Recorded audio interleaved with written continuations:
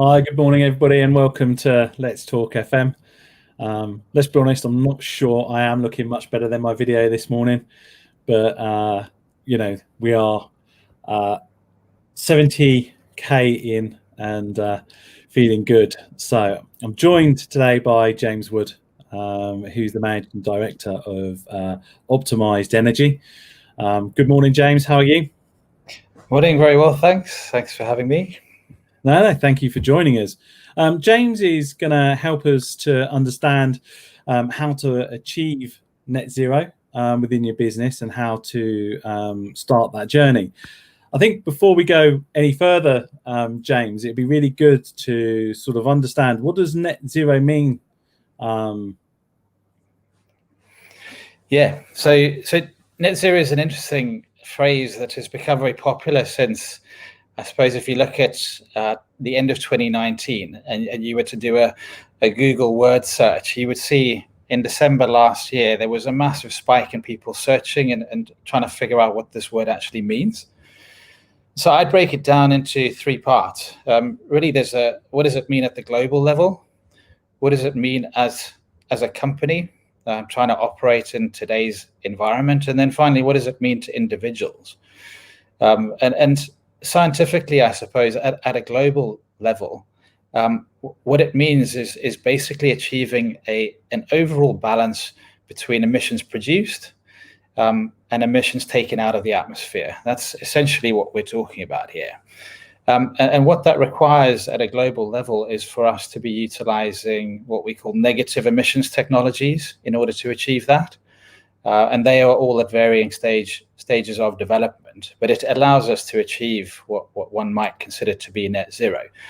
At a company level, importantly, for companies, what this means is your ability to assess the whole life cycle impact of carbon on your business. And that typically means buildings, transport, people, and really trying to minimize your emissions as far as possible, while procuring what we call negative emissions in order to offset those positive emissions. And so what it comes down to is really gross negative emissions must match gross positive emissions in order to achieve net zero. And that's fundamentally what companies are trying to achieve these days. And then finally, at an individual level, people are starting to have to make choices around, what car do I buy? Do I buy an electric vehicle, or do I buy an old diesel vehicle? How do I get to work today? Do I take the train? Do I cycle? How do I do it? And I think many more people these days are taking these issues into consideration in the way that they live their lives in order to achieve net zero as a home, as an individual. And that is increasingly evident in both the people that we are recruiting and people wanting to be part of businesses that understand what this is and have taken practical steps to be able to achieve net zero. Yeah, it's an interesting one, isn't it? Because personally, when I changed my car probably 2 years ago, it was the first time I considered an electric car. Yeah. And when I come to change the vehicle this time round, there will now be the stage, and the infrastructure will be at the stage with the mileage that they do, that it becomes a real option. But yeah, you're right. People are just starting to consider in their personal lives what it is that they can do to reduce energy consumption. But I mean, one of the things when I did my research is around, there seems to be a pushback on this wording, saying it's not even possible. And when you're using the word "it's not even possible," that stops people joining the journey in investigating and looking at it. Is net zero even possible? Yeah, it's a good question. We have a lot of pushback also in trying to lead our clients into thinking about this because of that, and they don't think that it's something that is achievable. Answering this point, first of all, mathematically, and then secondly, from a technical point of view. Mathematically, the answer is absolutely yes. It is possible to achieve net zero. And that is fundamentally because all it is being able to carry out a carbon balance calculation that says my gross positive emissions are matched by my gross negative emissions. And there are sufficient technologies out there to achieve gross negative emissions in order to offset your emissions. So from a mathematical perspective, yes, it's absolutely possible. The question is, from a technical point of view, number one, do clients have the will to understand this and to enter into these strategic decisions to pursue it? But more specifically, there are two challenges that exist from a technical point of view.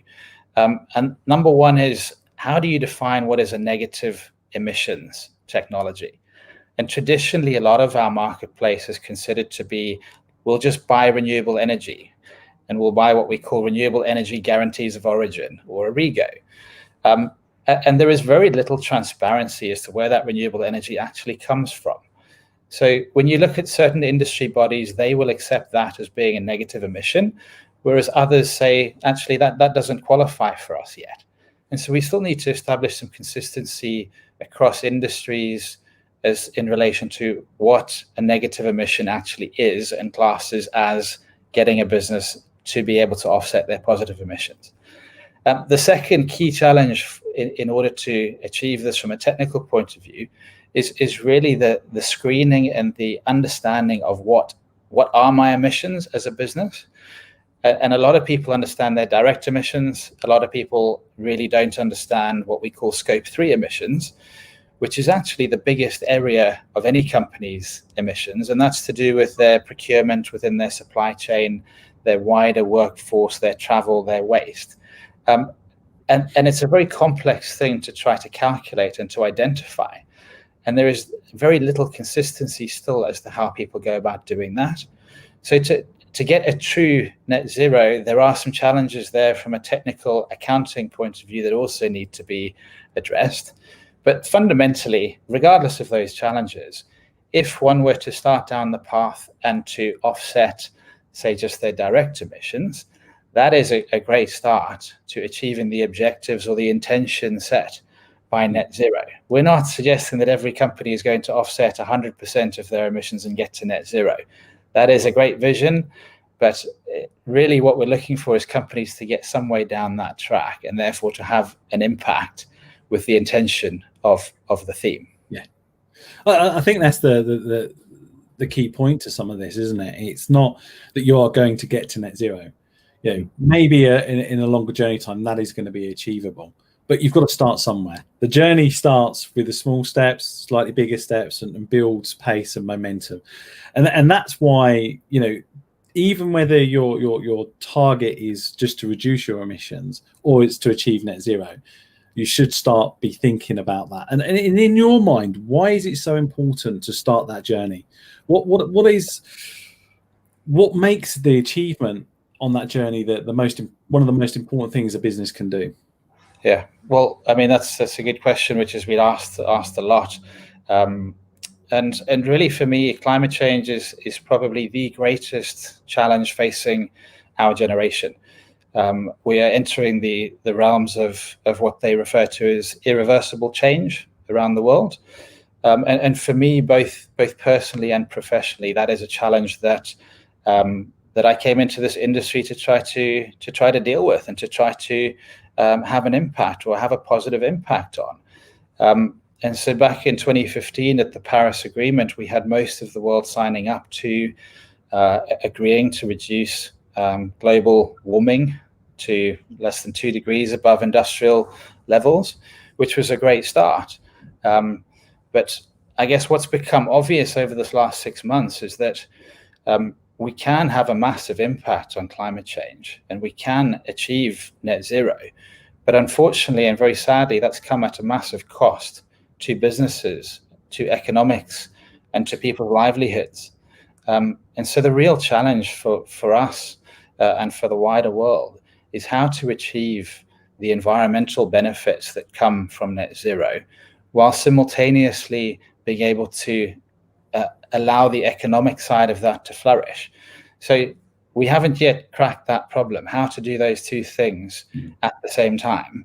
And one without the other just doesn't cut it, I'm afraid. And so we need this net zero principle to really drive thinking and innovation, to get companies and individuals and governments to figure out how do we actually achieve that thing, simultaneous environmental and economic progress at the same time. Yeah, I think it's one of the interesting conversations, because I was watching the news the other day and they were talking about London and the fact the increase of cars are now coming into London due to the fact that people are not wanting to catch public transport, and that can't continue. We've got to reset that balance, because London's becoming over congested again, but also the pollution is starting to increase beyond points of where it was pre-COVID, because there is more individuals traveling in their cars. So it's a huge balancing act, isn't it, as we go through this short-term journey as well, of how do we create a safe environment through public transport, reduce our reliance on well, let's be perfectly honest, petrol cars and diesel cars, when that's what people are feeling safe in. So, I mean, even in the short term, what are businesses' responsibilities with that? Because, let's be honest, my carbon emissions have dropped hugely since working at home. And, I do 20 sort of plus thousand miles in my car per year. I'm not even going to crack 5,000 miles in my car this year. It's and I can do the same things from my home on my laptop as I could do driving around the country.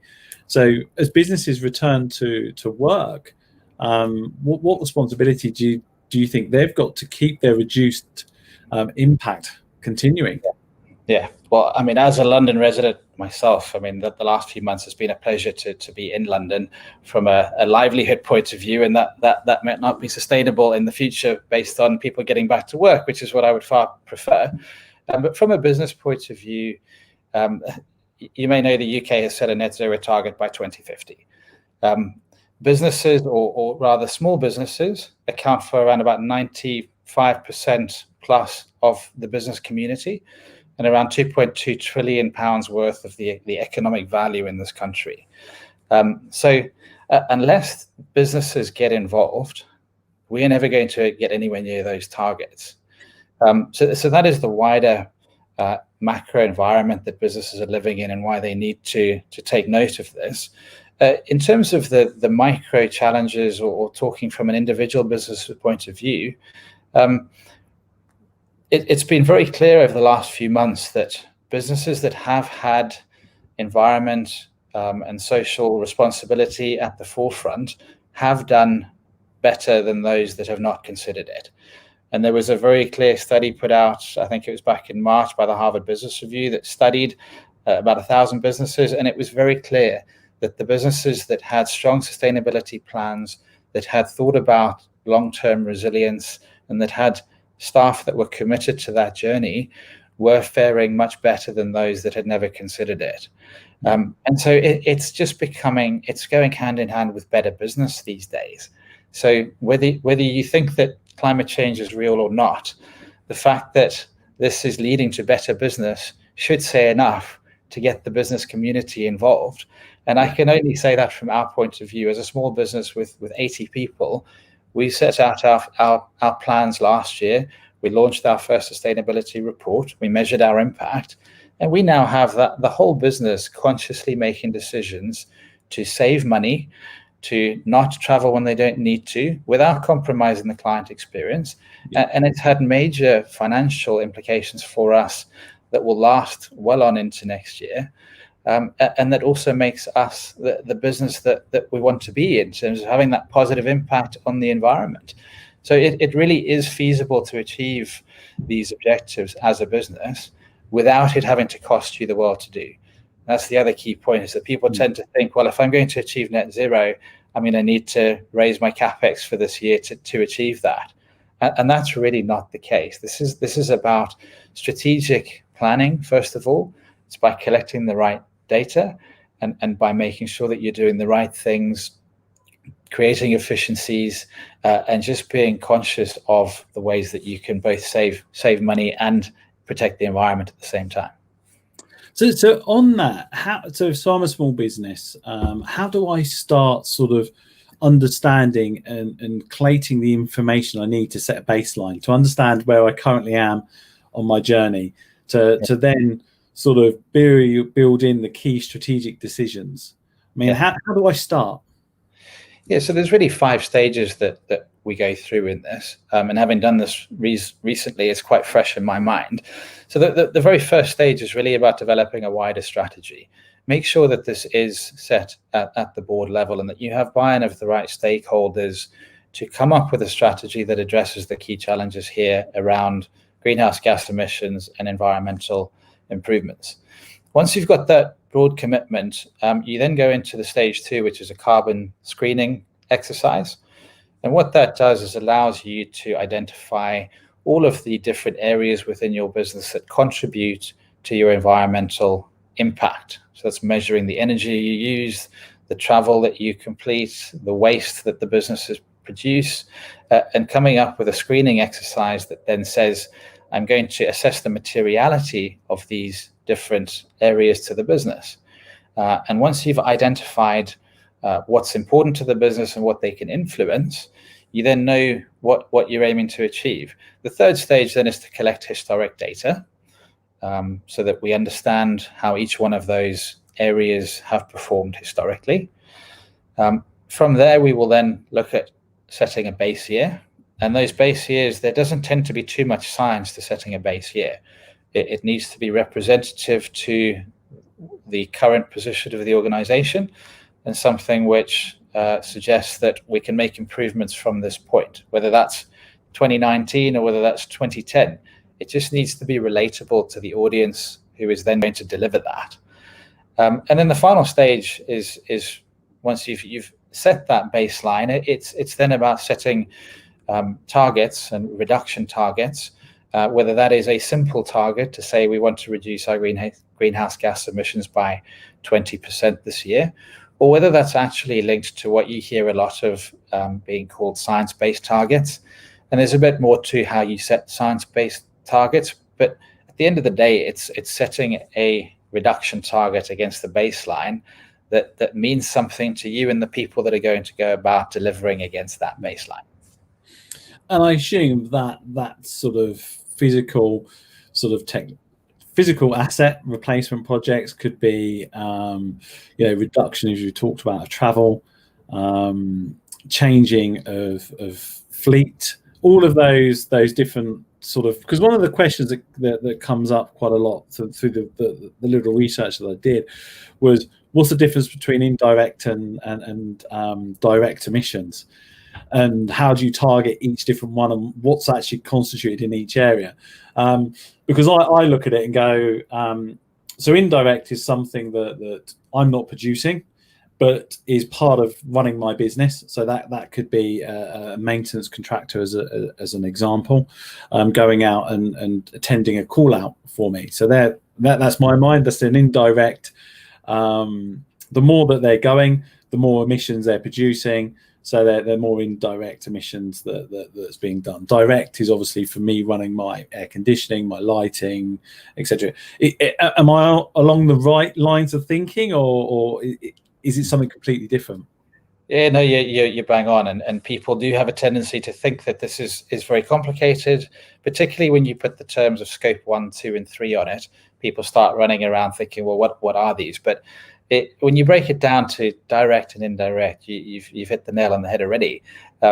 Direct is emissions from sources owned and controlled by the reporting entity. So that is what we tend to refer to as scope 1.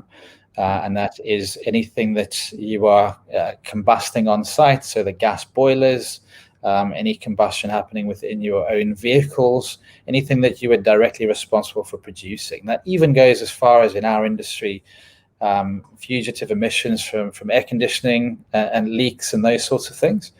The indirect side is slightly more complicated, but effectively it's the consequences of activities of the reporting entity, but it's emissions that come from a separate third-party entity. And if you get into what that means, that the most common one that everybody will know about, scope 2, refers to the purchase of electricity. So all of us as businesses in the UK will be buying electricity from the national grid. So that the emissions there are being produced by E.ON or whoever is the party generating that electricity. yet we need to account for that because we're actually using it. So that's indirect, and that's why it's labeled as scope 2. The interesting one, which I think most people refer to when they're talking about indirect emissions, is what we term scope 3, and that really is the supply chain. There are actually 15 different categories of indirect emissions, which we don't need to go into today, but they're effectively anything that relates from business travel on public transport, to how you procure your stationery, or how you procure anything that you need to produce your products, or those call outs that you were referring to that are being handled by a third party, yet are to come in and solve a mechanical issue within my plant in a building. So that should really be considered to be an indirect emission for the party that is requiring that work to be done. And that's really quite difficult to capture sometimes. So that was one of the technical challenges I referred to earlier about why don't people do this. It's because understanding all the arms and the legs of the scope 3 emissions can be quite tricky to achieve. But I suppose, as we've talked about, if you take that and you look at scope 1, that's something that's absolutely in your gift, and is probably less complicated to go after, and that shouldn't stop you, because you might not be ready for scope 3. It shouldn't stop you starting on scope 1, I guess, is what we're trying to say. Start your journey where you feel comfortable, and that will also have a massive impact. If everybody's doing scope 1, that's going to have a huge impact on our overall target, surely. Yeah, I think the impact or the potential to reduce scope 1 or offset scope 1 emissions is substantial, and people tend to know how to do that in the way that they either minimize the amount that they are using within their buildings through efficient technologies and behaviors and practices that actually are conscious of how much energy they're wasting. It bothers me no end when I look out of my window living in London and I see all these office buildings with their lights left on all night. I won't pick out any buildings in particular, but there are some that are far worse than others. And you just think, I mean, there's a perfect example of scope 1 emissions that nobody's concerned about. So that stuff should be easy. The stuff that's more difficult is scope 3 and how you engage to make improvements within your indirect emissions. And we are just at the start of our journey to try to do that. And that really involves a process of engaging your supply chain. And I've been really pleased to see this year that a lot of our clients, through their auditors, through the accounting practices, they are starting to conduct audits on their supply chain to understand to what extent a supply chain is motivated by sustainability. And in even thinking down the line where at some point you will have some criteria that supply chains need to meet in order to do business with the main organization. And that really hasn't come in yet. But I can see a year or two down the line, if we, for example, as an energy services business, did not have a sustainability policy, or one of our property clients that is trying to achieve net zero by 2025, including scope 3, they'll turn around and say to us, unless you were doing this and you can prove to me that you're on a path to net zero, we'll go work with someone else. And that is really going to start to happen quite soon. And so small businesses really need to understand that they are part of many supply chains. And the sooner they start on that pathway to getting their own affairs in order, the better for them in their own industries, both to win new business, but really just to preserve existing business as well. Yeah, it's an interesting one, because I sometimes talk about this in the maintenance world that I'm in, but we've talked very much around there's a skills gap. There's not enough engineers to carry out the building maintenance needs within the UK. And how do we get more people into training? And how do we build up that knowledge base? And there's part of me that sits there and says that the amount of the mismanagement of businesses of their maintenance. So, they're highly reactive rather than planned, as an example, with their maintenance. They've not got technology that helps them understand they need to do next. So they're having a a low level of first time fix. So they're sending an engineer to site. He's semi-fixing it, leaving site. It's not fixed correctly, having to go back. It could be that they turn up with the wrong parts, etc., etc. And it keeps driving that vehicle going backwards and forwards, that engineer going backwards and forwards. So if we reduce that waste, and what I class as waste as wasted visits, wasted time, wasted emissions, by setting up the maintenance of our buildings correctly, what impact would we have? What skills gap would we have? How would we reduce the emissions of our supply chain? And actually, how do you get better customer service and ultimately reduce a business's cost? Because it's the engineer keeping going back that's costing everybody money and impacting the environment. So, so for me, it's a massive area. So what projects are you guys working on at the moment that you don't mind sharing? Don't need to give names or anything else that are really having a good impact on your customers. I think that area you talked about on the maintenance side is one that we see time and time again.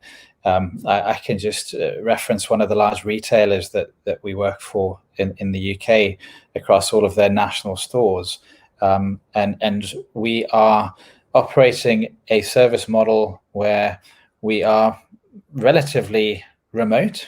In fact, we don't go to these sites unless we really have to, but we have the network infrastructure and communications infrastructure in place to be able to connect with each and every one of those stores, and to conduct first line screening of all the core plant and equipment without having to deploy that engineer, where traditionally, that would have happened. There would have been a call out in the middle of the night, which would have been done first thing the next day. Whereas now, the technology that we've got set up allows our engineers, without moving an inch from their desk at any time of the day or night, to conduct that first level assessment of the store and why that boiler isn't coming on or whatever it might be. And we are justifying that kind of a project simply based on the energy savings that are being achieved. Were we to incorporate the avoided travel costs, the avoided maintenance call-outs, the avoided hassle that goes with all of that, the project would be delivering returns on investment that people just wouldn't believe. We haven't had to get to that level yet in the way we assess projects, because the energy savings tend to speak for themselves. But as we get further down this journey on net zero, I think that all of those ancillary benefits are going to become much more important. The only other one that I would reference as well, and this comes more to how a commercial real estate business has set a very ambitious target in the UK. And they've said we're going to achieve net zero by 2025. They have a prime development of about 15 buildings in London, tenants that were due to be occupying this estate this year, notwithstanding all of the events. But those tenants had very strict requirements for them achieving net zero by a certain time. So what we've been employed to do is to conduct an optimized program across that estate, first of all, to try to reduce the estate energy efficiency from it's about 200 kilowatt hours per square meter down to about 120 kilowatt hours per square meter. And then with the remaining energy that they require, they've asked us to procure a corporate PPA, which is becoming a very robust means these days to create negative emissions. So a corporate PPA is a way that you procure your electricity directly from a renewable asset, typically a wind farm or a solar array. And you do that over a 10-year period at a fixed price. And that is a strategy that they've taken in order to offset 90% of their electricity consumption going forward over the next 10 years. And likewise on the gas. Gas is a funny one because most people don't consider gas to be part of the net zero journey.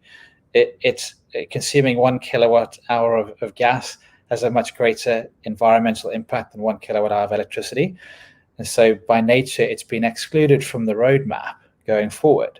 However, most existing buildings cannot just electrify in a heartbeat. Maybe over 10, 20 years, they can do that. And so these guys consume something like 100 gigawatt hours of gas a year. And again, they're about to sign a deal with one of the UK's biomethane facilities that uses food waste and crops to generate what they call green gas. That green gas then gets injected into the gas network, and through a virtual mechanism, our client is buying that gas from the biomethane producer and receiving the green gas certificates on top of that. So in a way, these guys have achieved or will be achieving net zero on all of those remaining energy supplies just by looking for clever contracting mechanisms, which actually don't exist right now, and require a lot of legwork to put those sort of contract mechanisms in place.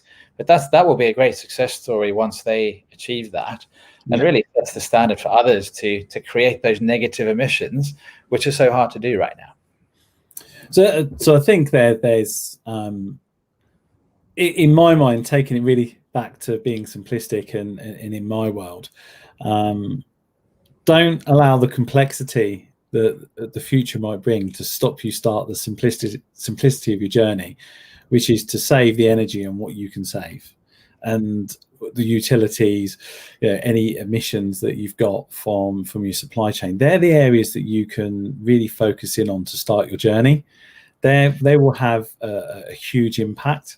And as you say, as the guidance cements itself in the other areas and the process becomes more consistent, that'll allow them to carry on their journey when the time's right for them. But it shouldn't be stopping them start today. And actually, this is why like yourselves can come in and help people understand, build their baseline. And actually, it doesn't cost them money. A lot of this will end up reducing their spend overall. And as you say, return on investment in sort of 12 months would be everybody's dream, I guess. And if you're managing to achieve that and a better environment, less emissions, creating a great brand that's supporting the environment, why would you not want to start there? I mean, that's just a great place to be. I think one of the questions, they might catch you on the hop, but I did want to ask this. I'd noticed over a period of time that the electricity prices have been dropping massively. And a couple of months ago was a really good time to start talking about buying your forward electricity and locking yourself out for a number of years if you can through your flexible purchasing contract, because that really does free up budget and give you cost certainty going into the future of what you're trying to do. Where's the market currently? And sorry if I put you on the spot. Is it still in a good place, and should customers really still be looking to save in this area? Yeah, absolutely. I think many people will be missing out on this opportunity right now to buy energy at the current level. Markets are still fundamentally in a very attractive position when you compare the last 5 years of where they've been. As you rightly say, maybe at the beginning of August, prices were close to the lowest point they've been in the last 5 years. They have started to increase as we get towards what's traditionally the winter period, which starts in October. But there is still a great opportunity now for people to be looking ahead to their contracts that either start in October 2020 or October 2021 even, and to be able to lock in a price now. And fundamentally, this energy market in the UK is driven by oil prices, gas prices, global events, global marketplaces that are determining UK supply and demand characteristics. And with demand being relatively low over the last 6 months and plentiful gas supplies sitting in the UK, it has led to this position where energy prices are very soft at the moment. And so if you haven't looked ahead to this coming winter or even 12 months out, we would really suggest locking in a price around about now, because over the next 5 years, the trajectory is is likely to show increases. And that's potentially going to get higher and higher as we put more demand on our networks and our transmission grids, where costs are inevitably going up. So absolutely, it's a good point to raise, and I hope people will react sooner rather than later, so they don't get hit with the next crisis, which is potentially energy prices taking a huge turn up in the middle of winter. Yeah, I think this is great advice. And again, don't miss the boat. It's not as good as where it had been, and if you've been paying attention. But for the people that aren't really aware of the energy markets, get out there and start speaking to your broker or your energy supplier, because there is huge savings over a number of years to be had at this precise moment. James, thank you so much for joining us today. I think that's a great overview for the people that are going to watch the video, taking them on what does it mean and then what can we do about it. So on next week's we're joined by Gary Bark, who is the managing director of Optimised Buildings, and he's going to be giving us some great advice how to drive down energy usage through sort of technology. The plan for that talk is to deliver an ROI through energy efficient buildings, which you touched on today, saying that some of these things can be under 12 months, and that return is just, if you're running a business in an office or any type of location, you've got to be looking at opportunities that can return on investment in 12 months. So that'll be on the 23rd of September at 11 o'clock. So I look forward to that one. Thanks again, James. Really good insight, and thanks everyone for tuning in. Take care. Thanks, Adam.